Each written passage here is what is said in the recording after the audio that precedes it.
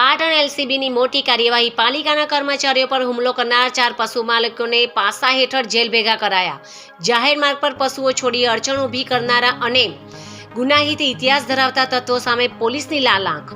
પાટણ શહેરમાં રખડતા ઢોરોનો ત્રાસ અને પશુ માલિકોની દાદાગીરી સામે પાટણ એલસીબી પોલીસે કડક હાથે કામગીરી કરી છે। પાટણ નગરપાલિકાને ઢોર ડબ્બામાંથી બળપૂર્વક પશુઓ છોડાવનાર અને સરકારી કર્મચારીઓ પર હુમલો કરનાર 4 રીઢા પશુ માલિકો સામે પાસા હેઠળ કાર્યવાહી કરી રાજ્યની અલગ અલગ જેલોમાં ધકેલી દેવામાં આવ્યા છે।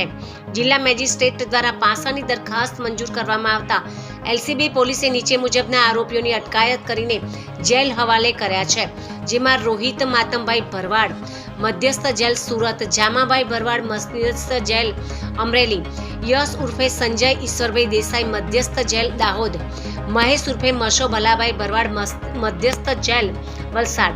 આ ચારેય પશુ માલિકો સામે અગાઉ પણ અનેક ગુનાઓ નોંધાઈ ચૂક્યા છે।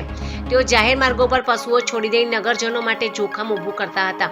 એટલું જ નહીં, જ્યારે નગરપાલિકાની ટીમ ઢોર પકડવા જતી ત્યારે તેઓ કર્મચારીઓ પર હુમલો કરીને બળપૂર્વક પશુઓને છોડાવી જવાની ગુનાહિત પ્રવૃત્તિઓ કરતા હતા। એલસીબી પોલીસની આ સરાહનીય કામગીરીથી અસામાજિક તત્વોમાં પણ ફફડાટ ફેલાયો છે। પોલીસે સ્પષ્ટ સંકેત આપ્યો છે કે નગરજનોની સુરક્ષા અને સરકારી કામગીરીમાં અવરોધ ઊભો કરનાર કોઈપણ વ્યક્તિને બક્ષવામાં આવશે નહીં।